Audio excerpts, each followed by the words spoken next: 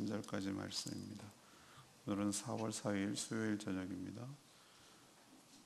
누가복음 24장 36절에서 마지막 53절까지 말씀입니다. 신약성경 141쪽 기도하겠습니다. 이 말을 할 때 예수께서 친히 그들 가운데 서서 이르시되 너희에게 평강이 있을지어다 하시니 그들이 놀라고 무서워하여 그 보는 것을 영으로 생각하는지라. 예수께서 이르시되 어찌하여 두려워하며 어찌하여 마음에 의심이 일어나느냐. 내 손과 발을 보고 나인 줄 알라. 또 나를 만져보라. 영은 살과 뼈가 없으되 너희 보는 바와 같이 나는 있느니라. 이 말씀을 하시고 손과 발을 보이시나 그들이 너무 기쁨으로 아직도 믿지 못하고 놀랍게 여길 때에 이르시되 여기 무슨 먹을 것이 있느냐 하시니 이에 구운 생선 한 토막을 드리니 받으사 그 앞에서 잡수시더라.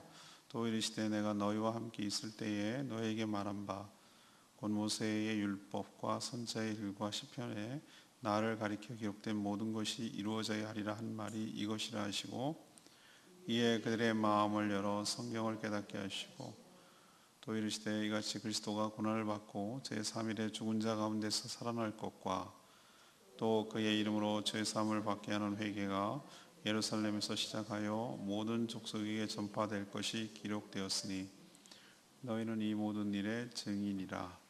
볼지어다 내가 내 아버지께서 약속하신 것을 너희에게 보내리니 너희는 위로부터 능력으로 입혀질 때까지 이 성에 머물라 하시니라. 예수께서 그들을 데리고 베다니 앞까지 나아가사 손을 들어 그들에게 축복하시더니 축복하실 때에 그들을 떠나 하늘로 올려지시니 그들이 그에게 경배하고 큰 기쁨으로 예루살렘에 돌아가 늘 성전에서 하나님을 찬송하니라. 아멘. 오늘로서 이제 누가복음이 끝나고 내일부터는 호세아서 묵상이 시작되겠습니다. 오늘 말씀은 이제 부활 후 예수님이 어떻게 나타났는지, 부활 승천하는 과정, 사명을 주시는 과정 이런 얘기들이 오늘 나옵니다. 제자들이 모여 있을 때 예수님이 나타나셨죠. 제자들은 무서워서 놀라 믿지 못하자 예수님은 자신을 만져보라고 하시며 생선 한 토막까지 잡수셨습니다. 그리고 성경에 자신을 가리켜 기록된 모든 것이 이루어져야 하리라 하셨습니다. 그리스도의 고난과 죄사함을 얻는 회개의 복음이 전파될 때에 될 것인데 바로 이 전파하는 일의 증인이 너희들이라고 그렇게 제자들에게 얘기하겠습니다. 그리고 제자들을 축복하는 가운데 축복하시며 보는 가운데 승천하셨고 제자들은 예루살렘으로 돌아와 날마다 성전에서 찬양했다라는 내용이 오늘 이야기입니다. 누가복음은 누가 지었을까? 누가가 지었습니다. 사도행전은 누가가 지었을까? 누가가 지었습니다. 누가복음이 1편, 우리는 누가복음이라고 칭했지만 그때는 누가복음 이렇게 촌스럽게 그렇게 쓸 수가 없는 거 그렇게 말하지 않았어요. 그렇지만 1편, 그 다음에 사도행전이 속편 그렇게 연결되기 때문에 여기서 멈춘 거예요. 그 뒤에 얘기가 계속 나올 것이기 때문에 그렇습니다. 오늘 말씀을 통해서 질문을 이겁니다. 주님의 증인이 되는 과정은 어떤 과정을 거쳐야 합니까? 첫 번째로 부활하신 주님을 인격적으로 만나야 하는 것이죠. 엠마오로 가던 두 제자가 예루살렘으로 돌아와 모여있던 제자들에게 말하고 있을 때입니다. 어제의 말씀과 이어지죠. 엠마오로 가는 두 제자가 엠마오로 가서 성찬식을 하는 과정에서 예수 그리스도를 알아보는 눈이 떠졌다라고 말씀드렸어요. 밤인데도 불구하고 그 즉시 자리에서 일어나서 이탈했던, 도망갔던, 도피했던, 엠마오로 낙향했던 자리에서 다시 예루살렘이라는 사명의 자리, 그 자리로 다시 되돌아오는 것이죠. 그때 바로 가보니 이미 게바에게도 나타났다. 이런 얘기가 막 오가고 있는 거예요. 그때 예수님께서 그들 가운데 나타나셨어요. 그리고 평강이 있을지어다 라고 인사를 했죠. 샬롬이라고 말한 것이죠. 그들은 샬롬이 없었어요. 그 뒤의 모습을 보면 알 수가 있어요. 이들은 예수님이 이렇게 나타나셨는데도 불구하고 부활하신 예수님이 그분인지를 믿지를 못했어요. 놀랍기도 하고 기쁘기도 하지만 사실은 어떻게 죽은 사람이 살아나? 말도 안 돼라는 고정관념이 자기 눈을 보면서 의심을 하는 거예요. 이렇게 우리는 부활하신 주님을 믿기가 어려워요. 눈앞에 나타나도 모르는 정도로 믿지를 않는 거예요. 헛것을 본 것이라고 생각하는 거예요. 실제로 그랬어요. 이들은 영으로 봤다. 영으로 유령이라고 생각을 한 거예요. 유령이다. 인간의 고정관념이 얼마나 뿌리 깊은지 알 수 있습니다. 예수님은 그들을 믿게 하려고 자신의 몸을 보여주셨어요. 이게 시각적이죠. 시각적. 그리고 만져보라고 하셨어요. 촉각이죠. 그죠? 그리고 만져보라고 보라고 말한 것은 음성이니까 청각이 동원되겠죠. 모든 감각을 통해서 그의 실체, 부활하신 예수 그리스도를 실체를 보라고 하셨습니다. 그런데도 여전히 아직도 믿지 못하고 있었어요. 제자들은. 그래서 그들에게 자신이 육체가 있는 부활한 몸인 것을 보여주시기 위하여 무슨 먹을 것이 있느냐라고 하셨어요. 이건 갑자기 배가 고파서 그런 게 아니에요. 다분히 의도적이고 목적적인 행동이에요. 막 갑자기 배가 고파갖고 막 먹고 싶어갖고 야 먹을 거 없냐 이런 개념이 아니고 이들이 너무 의심을 하니까 여전히. 그래서 먹을 것을 먹으면 유령은 먹을 수가 없으니 몸을 갖고 있는 실체가 있는 몸이라는 것을 보여주고 깨닫게 하고 믿게 하려고 먹을 것을 찾은 거예요. 그래서 구운 생선 한 토막을 드렸어요. 그랬더니 딴 데서 먹은 게 아니라 그들 앞에서 그들이 보는 가운데서 그걸 다 드셨어요. 그건 뭘 하냐면은 육체가 있다라는 것을 뚜렷하게 보여주는 것이에요. 그들에게 의도적으로. 또 부활하고 나신 후 승천하실 때 몰래 승천하지 않으셨어요. 감람산 배단이라고 여기 표현되어 있지만 그 감람산 그 옆이 동네가 배단이니까 제자들을 다 보호해 놓고서 그들이 보는 가운데서 축복을 하시고 손을 흔들어 축복하시면서 하늘로 구름 타고 승천하셨어요. 그때서야 이들은 하나님을 경배하며 큰 기쁨으로 예루살렘에 돌아가 늘 성전에서 하나님을 찬송했다는 것을 알 수 있습니다. 우리도 한 번에 예수 그리스도를 믿어지면 얼마나 좋겠어요. 그게 참 어려워요. 우리는 더 할 거예요. 만져봐도 아마 못 믿을지도 몰라요. 도마처럼 손가락에다가 구멍에다 손을 이렇게 못자국에다 손을 넣어도 아마 못 믿을지도 있어요. 그렇게 우리는 정말로 불신이 가득한 자예요. 고정관념이 가득해서 믿기가 어려워요. 그러나 주님께서 이런 제자들 같은 우리들을 찾아오셔서 보여주시고 만나주시고 만지게 하시고 깨닫게 하시고 느끼게 하시고 그래서 부활하신 예수님을 확신 가운데 있도록 체험하도록 그렇게 우리를 인도해 주실 줄로 믿습니다. 그래야 우리가 증인이 될 수 있기 때문에 그래요. 우리는 그런 적 없는데요. 사도 바울도 그런 적 없어요. 이미 부활 승천하셨기 때문에. 그런데 사도 바울은 다메섹 도상에 가다가 다메섹 가는 길에 빛으로 나타나신 예수 그리스도를 만났어요. 그건 거꾸로졌어요. 예수님 만나면 그렇게 돼요. 그리고 그의 음성을 들었어요. 그리고 그의 증인이 되는 사도의 역할을 감당했어요. 우리도 육체적으로 부활하신 예수님을 본 적은 없어요. 그러나 우리에게 찾아오셔서 눈에 보이지 않지만 그분이 살아계심을 확신하고 부활하셨음을 확신하고 믿어지도록 우리를 끊임없이 설득하고 우리에게 보여주시고 우리에게 체험하시고 우리가 알 수 있도록 인도해 주셔서 우리가 부활의 증인이 되도록 확신에 처하도록 확신에 거하도록 우리를 인도해 주시는 하나님이신 줄로 믿습니다. 두 번째 얘기는 어떻게 하면 증인이 되는 과정을 거칠까? 마음이 열려서 하나님의 말씀을 깨달아야 돼요. 비로소 믿겨지고 안정을 찾은 제자들에게 예수님은 성경 이야기를 해주셨어요. 너희와 함께 있을 때 벌써 말하지 않았느냐? 모세의 율법, 이게 구약을 지칭할 때 이런 표현을 쓰거든요. 모세의 율법, 보통 모세의 오경이라고 하죠. 선지자의 글, 선지서라고 하죠. 시편, 이 세 가지 파트가 구약을 분류할 때 유대인들의 사고방식이었어요. 그러니까 이 얘기는 구약 성경을 말하는 거예요. 구약 성경에 기록된 메시아에 관한 부분을 자세하게 설명하고 계세요. 모든 성경은 결국 예수 그리스도를 통한 구원 사역, 하나님의 구원 사역에 초점이 모아져 있어요. 하나님께서 이 땅에 자신의 아들 곧 그리스도를 보내 세상을 구원하시겠다는 이야기가 구약 성경 곳곳에서 다 포진되어 있어요. 이사야 53장 말씀드렸지만 십자가 현장에서 기록한 신문 기자 같은 느낌을 받을 정도로 자세하게 기록하고 있어요. 그리스도의 고난과 부활, 자신이 죄인임을 시인하고 회개한 후에 예수 그리스도를 영접, 곧 믿을 때 구원을 얻는다는 이 복음이 예루살렘에서 시작해서 사마리아와 땅끝까지 모든 족속에게 전파될 것까지도 기록되어 있어요. 어디요? 모든 이방인들이 예물을 갖고 주님께로 나올 거라고 그랬어요. 구약 성경 얘기고 신약 얘기가 아니고. 이렇게 예수님은 이 모든 복음의 핵심을 설명한 후에 부활한 자신을 목격한 제자들이 바로 이 모든 구원 사역의 예수 그리스도의 죽음과 부활의 증인이라고 하셨어요. 성경이 기록된 내용을 밝히 깨달아 우리도 알아야 할 줄로 믿습니다.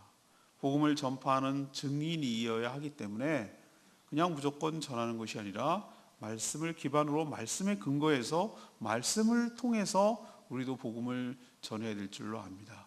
그래서 예수님께서 그들의 마음을 열어 성경을 깨닫게 하신 이유가 거기에 있는 것이에요.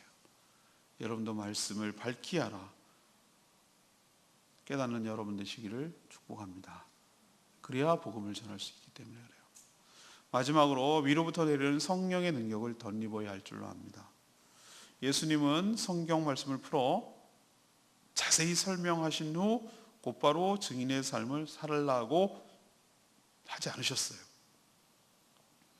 역시 성경에 기록된 하나님의 약속을 기다리라고 하셨어요. 49절 보면은 그 약속은 바로 위로부터 내리는 능력이라고 설명하셨어요.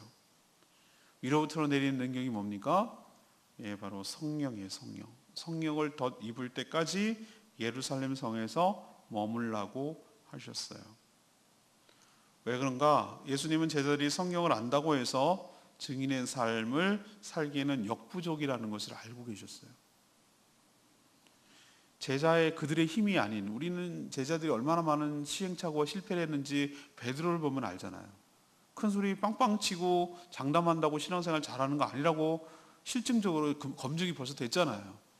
예수님이 그런 제자들의 연약함을 잘 알기 때문에 제자들의 힘이 아닌 위로부터 내리는 능력, 그 성령의 능력을 덧입어야만 감당할 수 있기 때문에 성령의 오심까지 기다리라고 하시는 것이에요.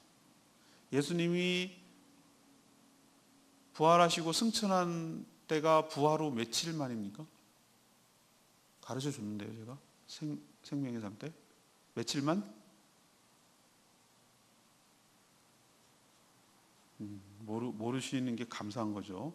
저는 언제든지 또 얘기를 할 수가 있으니까. 다 아시면은 정말 곤란하잖아요, 그죠? 오늘 설교 그대로 줄 설교 할 거거든요. 또 잊어 잡수실 것 같아요. 그래서 자신 있게 벌써 원고 다 써놓고 왔어요. 똑같이 할 거예요. 그런데도 또 새로 오실 거예요, 여러분들. 40일 만에 승천하셨어요. 그러면은 성령 강림은 언제 오셨습니까? 50일. 그러면 며칠 만에 오는 겁니까? 며칠 만에 더 기다려야 됩니까? 열흘은 기다려야 돼요. 이게 우리의 믿음의 테스트일 수도 있어요. 믿음의 테스트일 수 있어요. 가지마. 도망가는 애들이 있거든요. 누구죠? 엠마오로 가는 두 제자. 예루살렘을 벗어나서 다 끝났어. 일장춘몽이야. 실망했어. 우리는 정말 기대했었는데 우리의 꿈은 다 끝났어 라고 생각하고 도망가는 제자들이 있기 때문에 사명의 자리로 진짜 나가기 위해서는 그 자리에 머물러 있어야 돼요. 덧입을 때까지 기다리고 있어야 되는 것이. 요걸 못 기다리는 거예요. 요 믿음이 없어가지고 우리는 거기서 이탈을 해요. 그래서 주님의 증인으로 살지 못하는 거예요. 자기 판단 자기가 못 낀다는 거예요. 그 조급함 때문에.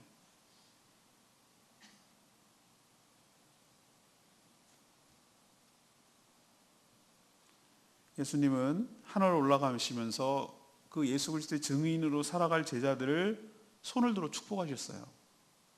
이런 연약한 제자들을 어떻게 증인으로 감당할까 싶지만 우리 힘으로 하는 것이 아니라 주님의 축복으로 손을 들고 축복하셨어요. 그 축복에 힘입어서 약속하신 성령이 우리 가운데 내려서, 이들 가운데도 내려서 충만해지자 그들의 삶이 달라지고 새롭게 되고 부활의 증인으로 살게 될 줄로 믿습니다. 벌써 달라지잖아요. 어떤 과정을 거쳤죠? 부활하신 주님이 찾아오셔서 그들을 만나주셨어요. 그들이 확신할 때까지 설득하셨어요. 그리고 그것도 부족하셔서 말씀을 쫙 풀어서 설명해 주셨어요. 엠마오로 가던 두 제자가 길에서 고백하잖아요. 예수께서 말씀을 자세히 풀어줄 때 우리의 마음이 뜨겁지 아니하더냐. 식었던 마음이 말씀으로 풀어주자 우리의 마음이 뜨거워지기 시작하는 것이죠. 이들도 똑같이 풀어줬어요. 성경이 어디서부터 어디까지가 다 그리스도에 기록된 것을 자세하게 풀어 설명하고 이 얘기에 대한, 이 모든 일에 대한 증인이 바로 너희라고 하셨어요. 여기까지도 부족해요.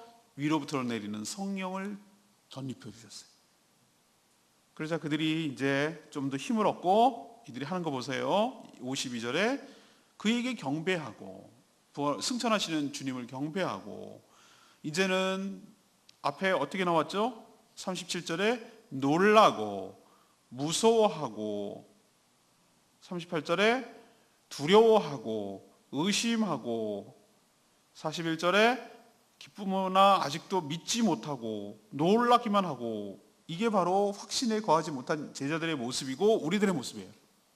그런데 이 모든 작업이 끝나고 만지심과 다루심을 경험한 다음에 제자들이 어떻게 바뀌었습니까? 52절에 그를 경배하고 큰 기쁨으로 예루살렘으로 다시 돌아가서 늘 성전에서 하나님을 뭐하니라? 찬송하니라. 이렇게 누가복음이 마무리되는 거예요. 달라도 많이 달라졌죠? 그죠? 이 표정은 늘이라고 표현하는 것으로 봐서 이들은 사도행전과 속편이 이어진다고 했죠. 누가가 요까지만 쓴 게 아니라 사도행전을 이어서 썼다고. 자, 요까지만 하면 끝났으면은 그 뒤를 모르잖아요. 근데 우리는 알아요. 사도행전이 누가가 같이 썼기, 똑같은 사람이 썼기 때문에. 이들은 약속을 기다렸어요. 뭘 기다렸습니까? 하나님의 약속이 누굽니까? 성령님. 열을 기다렸어요. 굉장히 두려웠을 거예요. 근데 뭐가 달라졌죠? 전에는 문 꼭꼭 닫아 걸고, 36절에 보면은 그들이 닫아 걸고, 그들이 33절에 보면 제자들이 한 자리에 모여서 누가 올까 두려웠지만 나타나니까 일단 나타났다는 어떻게 들어왔지 놀란 거예요. 영이 들어왔나 해가지고. 이렇게 겁쟁이던 무서워서 벌벌 떨던 제자들이 아니 공개적인 장소 성전에서 하나님을 찬송한다? 이게 잡혀가려고 작정을 했구만 이라고 생각할지 모르지만 확신이 생기니까. 예수님 부활하신 것을 자기 눈으로 봤거든. 경험했거든. 올라가는 것까지 봤거든. 그러니까 이 겁쟁이 제자들이 바뀌어서 공개적인 성전에서 하나님을 찬송하는 자로 도망가지 않고 있더라 이 말이죠. 그리고 드디어 10일 후 오순절 다락방, 마가다락방에 있던, 그게 만찬한 성만찬 자리거든요. 그 자리에 약속하신 하늘의 문이 열리고 성령이 불의 혀처럼 비둘기처럼 기도하는 모든 자에게 예외 없이 성령으로 강림하사 그들이 다른 나라 말로 말하기 시작하고, 다른 나라 말하는 것이 방언을 받았다는 게 아니고 그게 성령을 받았다는 외적인 증거거든요. 그래서 담대하게 복음을 전하는 예수님 표현대로, 예수님의 명령대로 증인의 삶을 살기 시작한 줄로 믿습니다. 우리도 어떻게 된다? 하늘로부터 내리는 성령을 덧입어야 될 줄로 믿습니다. 그래야 증인의 삶을 살게 됩니다. 오늘 레마의 말씀이 41절 말씀, 그들이 너무 기쁨으로 아직도 믿지 못하고 놀랍게 여길 때 이르시되 여기 무슨 먹을 것이 있느냐. 부활하신 예수님을 만난 제자들의 반응을 보면 우리들의 모습 같아요. 생생한 실체로 나타나신 예수님을 부인할 수는 없겠어요. 이들이 자기 눈으로 다들 보고 있으니까. 그렇지만 너무 기쁘고 놀라긴 하지만 여전히 아직도 믿기질 않는 거예요. 이게 이 꿈인지 생신지 현실인지 어떻게 되는지 모르겠는 거예요. 지금까지 인간 세상에서 이런 일이 없었기 때문이죠. 하지만 예수님은 그런 제자들을 됐다 했어. 그만두자, 간도. 이렇게 하셨어요? 그렇게 하지 않았어요. 전 예수님이 정말 우리들을 정말 잘 다루신다고 생각을 해요. 그러니까 예수님이신 것 같기도 해요. 저 같으면 정말 화날 것 같아요. 이쯤 됐으면 좀 믿어줄 만도 한데 어쩌면 그렇게 못 믿는지 모르겠어요. 속상하겠죠, 그죠? 예수님 내가 입장 바꿔놓고 생각하면. 근데 그들을 막 책망하십니까? 야, 너 이래도 못 믿냐? 이래도 믿냐? 막 이러실 것 같나요? 아니에요. 오히려 책망하지 않고 평강을 빌어줘요. 또 그들이 믿을 때까지 계속 설득하고 자신을 보여주시고 그들이 믿을 때까지, 확신해 갈 때까지 계속해서 얘기해 주시는 그분의 그 성실함과 끈질김이 있기 때문에 이렇게 도마보다 더 의심하는 우리들도 예수를 확신하게 되고 믿게 된 줄로 압니다. 한 번에 척척 믿어주면 얼마나 좋겠어요. 우리가 어떻게 해서 예수를 믿게 되는지 과정을 보면 알잖아요. 우리가 얼마나 변덕이 죽을 듯하고 조금 믿는 듯 하면 또 의심하고 아닌 것 같기도 하고 그런 것 같기도 하고 얼마나 혼란 가운데 있습니까? 여전히 반쯤은 믿는 것 같고 반쯤은 뭔가 깨름직하고 이렇게 그렇게 살아가는 경우가 얼마나 많습니까? 우리가 신앙이. 여러분이 정말 100% 확신하고 이렇게 믿습니까? 여전히 좀 희미하면서도 그런 것 같기도 하고 아닌 것 같기도 하고 그런 맞는 것 같기도 하고 아닌 것 같기도 하고 딱 제자들의 모습이 우리의 모습이에요. 그렇지만 여러분, 주님은 우리의 연약함을 알아요. 그런 우리들을 포기하지 않으세요. 보여주시고 일부러 의도적으로 생선을 드시고 안 하셔도 될 거 이렇게까지 하는 이유가 저는 오히려 이런 퍼포먼스를 통해서 우리를 얼마나 많이 배려하시는가 이거를 느낄 수가 있어요. 이런 설득 때문에 우리도 예수 그리스도의 죽으심과 부활이 믿어지고 증인의 삶을 살게 된 줄로 믿습니다. 다른 것도 여전히 의심스럽겠죠, 우리가. 그렇지만 주님이 이런 식으로 우리를 대하실 거예요. 확신에 거할 때까지 말씀을 들어 또 설명하시고 또 반복하시고 또 알아듣게 얘기해 주시고 또 얘기해 주시고 그렇게 해서 우리들이 말씀 가운데 거해서 확신 가운데 거하도록 그렇게 인도해 주실 주님을 신뢰하는 저와 여러분 되기를 소망합니다. 오늘 말씀 질문이 뭐였습니까? 주님의 증인이 되는 과정은 어떻습니까? 첫 번째, 부활하신 주님을 인격적으로 만나야 된다고요. 예수 그리스도 안 만난 사람은 예수님의 증인이 될 수가 없어요. 그렇죠? 이게 너무나 당연한 얘기예요. 그죠? 자기가 하지도 않고 경험하지도 않고 체험하지도 않은 것을 정하는 것, 그건 사기꾼 현상이에요. 길거리에 현수막 걸려놓고 교통사고 목격자를 찾습니다. 우리로 치면 증인을 찾습니다. 본 사람이 그대로 얘기해줘야 힘이 있으니까. 우리도 예수님을 만나지 않았는데, 부활하신 주님을 만나지 않았는데 증인을 전한다? 냉정하게 얘기하면 주일날 얘기하겠지만 우리가 예수님을 전도하지 않는 이유는 딱 첫 번째 걸려요. 부활하신 주님을 안 만났어요. 안 만나고 만난 척 하는 거예요. 그냥 만났을 거라고 다짐하는 거예요. 그냥 우기는 거예요. 우격다짐하는 거예요. 안 만났어요. 근데 그래서 안전하는 거예요. 아니, 안전한다기보다는 못 전하는 거예요. 왜? 본 적이 없어요. 체험이 없어요. 두 번째는 만나긴 만났는데 예수님의 죽으심과 부활이 무슨 의미인지 몰라요. 성경 말씀에 근거해서 이것이 어떤 의미를 갖는지를 몰라요. 그리고 어떻게 해야 구원을 얻는지를 몰라요. 그냥 그랬다는 거예요. 난 봤다는 거예요. 그냥 구경꾼으로 봤다, 만났다 이거예요. 그거 갖고는 힘이 없어요. 증인이 될 수가 없어요. 이 예수 그리스도의 죽으심과 부활이 어떤 의미를 갖는지에 대해서 성경적으로 정확하게 풀고 그것을 의미를 전달할 수 있을 때 부활의 증인이 될 줄로 믿습니다. 그러니까 늘 말씀을 배워야 되고 말씀을 깨우쳐야 되고 말씀 속에서 확신을 얻어야 돼요. 이런 과정이 없으면 우리가 증인이 될 수가 없어요. 세 번째는 뭡니까? 부활하신 증인을 만났어요. 그걸 말씀도 알았어요. 그렇다고 증인이 될 수 없어요. 그런 사람의 특징이 뭐냐면은 논리적으로 싸우려고 그래. 자꾸 논쟁을 하려고 그래. 논쟁. 다른 사람을 막 너 왜 안 믿어? 이래도 안 믿어? 이게 맞잖아. 막 이렇게 싸워요. 절대 싸워갖고 될 문제가 아니거든요. 그런 사람의 특징은 뭐가 부족하면 세 번째가 부족해요. 세 번째가 뭐냐면은 성령, 위로부터 덧입는 성령의 능력이 없어요. 그러니까 자기 힘으로 전하려고 하는 거예요. 막 어거지를 부리고 막 고집 피우고 막 논쟁하고 싸우고 막 이런 식으로 하는 거예요. 성령의 압도가 되면, 성령의 능력을 힘입으면은 그 사람이 꼼짝도 못합니다. 사로잡히는 그게 있어요. 사람 마음을 확 사로잡는 성령의 능력이 있어요. 마음 문이 확 열려요. 여러분, 말 잘하는 사람이 복음을 잘 전할 것 같죠? 아니요. 제가 쭉 보면은 어떤 사람이 복음을 잘 전하냐 이렇게 봤더니 좀 부족해요. 말도 잘 더듬더듬해요. 어눌하게 해요. 근데 성령에 힘입은 사람이 잘 전하더라고요. 자기가 하는 게 아니라는 걸 뚜렷하게 제가 알았어요. 그래서 여러분도 하늘로부터 내려오는 위로부터 덧내비피는 성령으로 충만한 가운데 증인의 삶을 살게 되기를 간절히 바랍니다. 이게 오늘 얘기도 하고 주일날 얘기도 해요. 이 세 단계를 얘기할 거예요. 오늘도 말씀 붙들고 우리 증인의 삶을 살아가는 저와 여러분 되기를 소망합니다.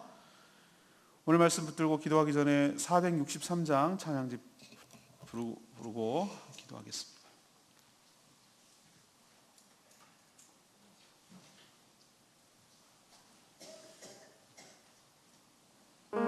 주님 다시 오실 때까지 463장입니다.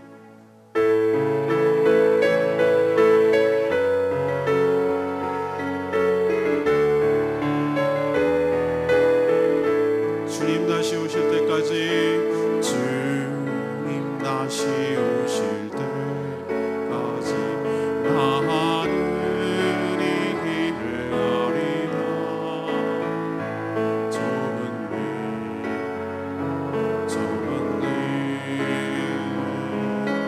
나의 십자가 나의 가는 이 길 끝에서 나는 주님을 노리라. 영광의 내 주님 나를 받아줘. 주님 다시 오실 때까지 나는 일어나 달려가리라. 주의 영광 온 땅 높을 때 나는 일어나 노래하리. 내 사모하는 주님 온 세상 꾸짖으시라. 내 사모하는 주님 영광의 왕이시라. 오늘 찬양 보면은 나의 가는 이 길 끝에서 나는 주님을 볼 거라고 얘기했어요. 우리 인생의 끝에서 주님을 다시 만나게 될 줄로 믿습니다. 그리고 주님이 다시 오시는구나, 우리의 믿음이 옳았구나, 우리의 믿음이 헛되지 않았구나 라는 것을 고백하게 되고 하나님께 영광 돌리게 될 줄로 믿습니다. 그러니 부활하신 주님의 증인으로 살아가는 저와 여러분 되기를 소망합니다. 오늘 말씀 통해서 주님을 만나고 말씀을 깨닫고 성령을 덧입어서 예수의 증인으로 살게 해달라고 다 같이 주여 외치며 기도하겠습니다. 주여 아버지, 주님 다시 오실 때까지 나는 일어나 달려가리라. 주의 영광 온 땅 덮을 때 나는 일어나 노래하리. 내 사모하는 주님 온 세상 꾸짖으시라. 내 사모하는 주님 영광의 왕이시라.